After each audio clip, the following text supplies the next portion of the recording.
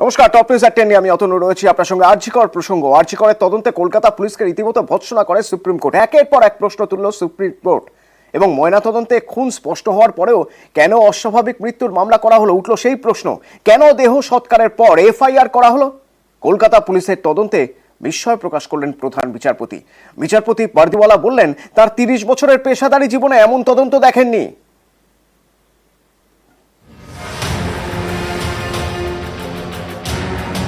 Supreme কোর্টে আরজিকর মামলার দ্বিতীয় দিনের শুনানি। প্রথম দিনের শুনানিতে কলকাতা পুলিশের ভূমিকায় অসন্তোষ প্রকাশ করে শীর্ষ আদালত। এই দিনও একের পর এক প্রশ্ন তোলে।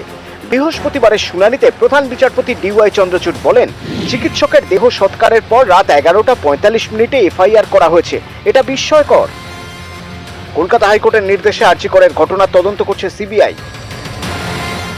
এদিন সুপ্রিম কোর্টে সিবিআই এর আইনজীবী বলেন, ঘটনার পঞ্চম দিন থেকে তদন্ত শুরু করেছি, ততদিনে ঘটনাস্থল অনেকটাই বদলে গিয়েছে। তখন রাজ্যের আইনজীবী কপিল সিব্বল বলেন, কি হয়েছে প্রতি মিনিটের টাইমলাইন আমাদের কাছে রয়েছে, ভিডিওগ্রাফিও করা হয়েছে। প্রধান বিচারপতি তখন বলেন, ময়না তদন্তের ভিডিওগ্রাফি হয়েছে, ঘটনাস্থলের নয়।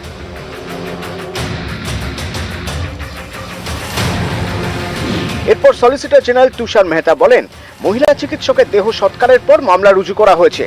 সিবিআই এর আইনজীবী বলেন, যে হাসপাতালে চিকিৎসকের ধর্ষণ এবং খুন, সেই হাসপাতালেই ময়না তদন্ত হয়েছে। রাজ্যের আইনজীবী সিব্বল পাল্টা বলেন, আমাদের কাছে টাইম লাইন ধরে ভিডিওগ্রাফি করা আছে, কখন কি হয়েছে।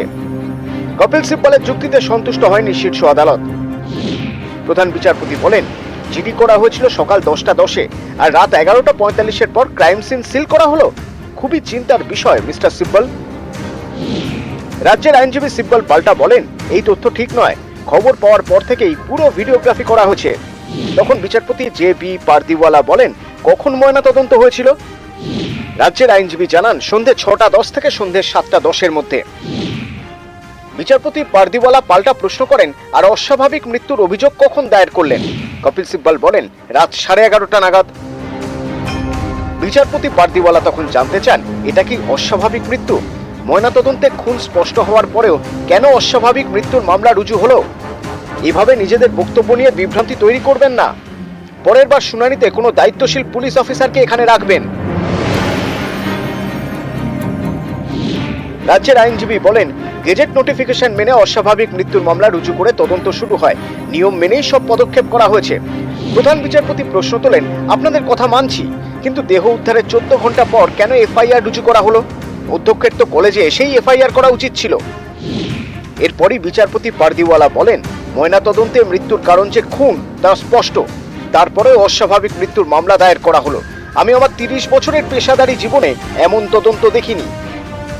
It raised one of the most important questions, that whether UD, unnatural death case, was registered after the postmortem, because registered before the postmortem, and after registering of that UD the postmortem is conducted. So on that West Bengal clarified and it made clear that no, case was registered before the postmortem, and after registration of the UD the postmortem took place. পরবর্তী শুনানি এই মামলার 5ই September এবং সেদিন ফের CBI এর তরফ থেকে স্ট্যাটাস রিপোর্ট নেওয়া হবে সুপ্রিম কোর্টের কাছে এবং সুপ্রিম কোর্ট জানতে চাইবে যে এই তদন্ত কত দূর এগোলো। যদিও এদিন রাজ্যের তরফ থেকে দাবি করা হলেও কত দূর পর্যন্ত এগিয়েছে সিবিআই এর তদন্ত সে বিষয়ে কোনো আলাদা করে মন্তব্য বাইরে আসেনি। ক্যামেরা পার্সন আপু পাঠকের সঙ্গে মৈত্রী ভট্টাচার্য, নিউজ 18 বাংলা, নয়াদিল্লি। চিকিৎসকরা কাজে যোগ দিন। আদালতের পক্ষ থেকে যা যা ব্যবস্থা করার তা করা হয়েছে, তারপর আশা করা যায় আন্দোলনকারী চিকিৎসকরা কাজে ফিরবেন। কড়া বার্তা সুপ্রিম কোর্টের। আর এই সুপ্রিম বার্তার পরেই কর্মবিরতি প্রত্যাহার করে নেন দিল্লি এইমসের ডাক্তাররা।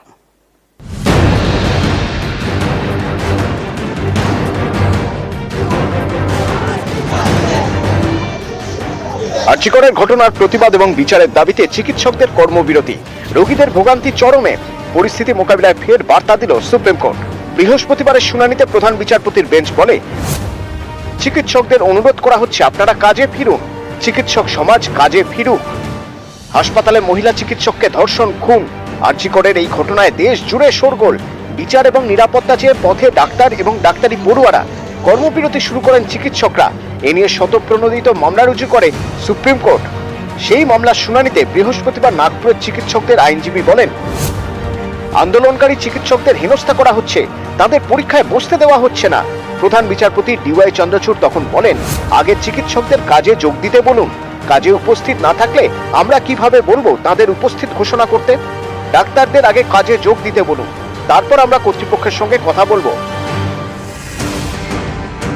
আরজি করের ডাক্তারদের আইনজীবী বলেন, রেসিডেন্ট ডাক্তার এবং ইন্টারমিডিয়েট 70 জন আতঙ্কিত। সলিসিটর জেনারেল তুষার মেহতা বলেন, আমাদের কাছে নাম দিন, সিআইএসএফ বিষয়টি দেখবে। এরপর প্রধান বিচারপতি বলেন, কারা হুমকি দিচ্ছে জানা দরকার। ন্যাশনাল টাস্ক ফোর্সের কাছে সবাই নিজেদের মতামত জানাতে পারবেন। এর জন্য কেন্দ্রীয় স্বাস্থ্য সচিবকে পোর্টাল চালুর নির্দেশ দেওয়া হচ্ছে। মঙ্গলবার দেশ জুড়ে চিকিৎসকদের নিরাপত্তায় ন্যাশনাল টাস্ক ফোর্স গঠন করে সুপ্রিম কোর্ট। এদিন শুনানিতে প্রধান বিচারপতি বলেন, আদালতের পক্ষ থেকে যা যা ব্যবস্থা নেওয়া হয়েছে তারপর আশা করা যায় আন্দোলনকারী চিকিৎসকরা কাজে ফিরবেন।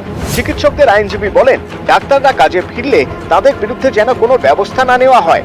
আমরা জানতে পেরেছি বাংলার আন্দোলনকারী চিকিৎসকদের বিরুদ্ধে ব্যবস্থা নিচ্ছে রাজ্য মেডিকেল কাউন্সিল এবং প্রশাসন। প্রধান বিচারপতি তখন বলেন, ডাক্তাররা কাজে ফেরার 1 সপ্তাহের মধ্যে কোনো সমস্যায় পড়লে জানাবেন। নির্দেশ দিচ্ছি, যারা আন্দোলন করেছেন তাদের বিরুদ্ধে কোনো কড়া পদক্ষেপ করা হবে না। সব ডাক্তাররা কাজে ফিরেছেন এটা নিশ্চিত করুন, তারপর আমরা দেখব যেন কোনো কড়া পদক্ষেপ না করা হয়। আমরা তদন্তের গতি প্রকৃতি দেখছি। আমরা শুধু গাইডলাইন তৈরি করে চুপ করে থাকবো না, আমরা নিশ্চিত করব সেই গাইডলাইনগুলি যেন শুধুই খাতায় কলমে না থেকে যায়, বাস্তবে রূপায়িত হয়। তাই এবার স্বাভাবিক পরিস্থিতিতে ফেরা উচিত। চিকিৎসকদের কাজে ফিরতে অনুরোধ করছি। এরপর প্রধান বিচারপতি বলেন, 13 দিন দিল্লি এইমসের চিকিৎসকরা কাজে যোগ দেননি। চিকিৎসকদের অনুরোধ করছি, কাজে ফিরুন, চিকিৎসক সমাজ কাজে ফিরুক। সুপ্রিম কোর্টের এই কড়া বার্তার পর এদিনই কর্মবিরতি প্রত্যাহার করে নেন দিল্লি এইমসের চিকিৎসকরা। আরজি করের ঘটনা নিয়ে দেশের বিভিন্ন প্রান্তে বিক্ষোভ চলছে। প্রধান বিচারপতি বুঝিয়ে দিয়েছেন, আন্দোলনের নামে বিশৃঙ্খলা বরদাস্ত নয়। বিচারপতি ডিওয়াই চন্দ্রচূড়ের বার্তা, আইন আইনের পথে চলবে। শান্তিপূর্ণ আন্দোলনে কোনো পদক্ষেপ করতে পারবে না পুলিশ, কিন্তু বিশৃঙ্খল হলে আইনানুগ পদক্ষেপ করা যেতে পারে। আগামী 5ই সেপ্টেম্বর এই মামলার পরবর্তী শুনানি। নিউজ 18 বাংলা। এদিকে আরজি করে জানিয়ে দেওয়া হয়েছে যে আন্দোলন চলবে। আরজি কর হাসপাতালে জুনিয়র চিকিৎসকরা তাদের কর্মবিরতি চালিয়ে যাবেন। রাজ্যের সর্বত্রই এই আন্দোলন চলবে। এখনই কর্মবিরতি প্রত্যাহার নয়। আজ সিজিওয়ে 10 সদস্যের টিম যাবে। সিবিআই এর থেকে তদন্তের অগ্রগতি জেনে তারপরই পরবর্তী সিদ্ধান্ত নেওয়া হবে, জানিয়েছে আন্দোলনকারী ডাক্তার পরিবার। আমরা কর্মসূচি হিসাবে সিবিআই অফিসে প্রতিনিধি দল পাঠাচ্ছি। আমাদের প্রতিনিধি দলকে তাঁরা কি উত্তর দেন এবং তাঁরা যেভাবে তদন্ত চালাচ্ছেন সেটার খুব ডিটেলস আমরা পাচ্ছি না। আমরা আগামী শনিবার একটি গণকনভেনশনের ডাক দিচ্ছি। তার স্থান ও সময় আমরা শীঘ্রই জানিয়ে দেব। প্রকৃত অপরাধী কে বা কারা সেটা সম্পর্কে কোনো রকম নিশ্চিত হতে পারিনি এবং যে ব্যাপারটা ধোঁয়াশার মধ্যে রয়ে গিয়েছে, সেই কারণে আমাদের কর্মবিরতি এখনো চলবে। জরুরি পরিষেবা এবং আউটডোর সার্ভিস দুটোই অব্যাহত রয়েছে। সেখানে সিনিয়র ডক্টররা কিন্তু কাজে রয়েছেন। এটা শুধুমাত্র জুনিয়র ডক্টরদের কর্মবিরতি।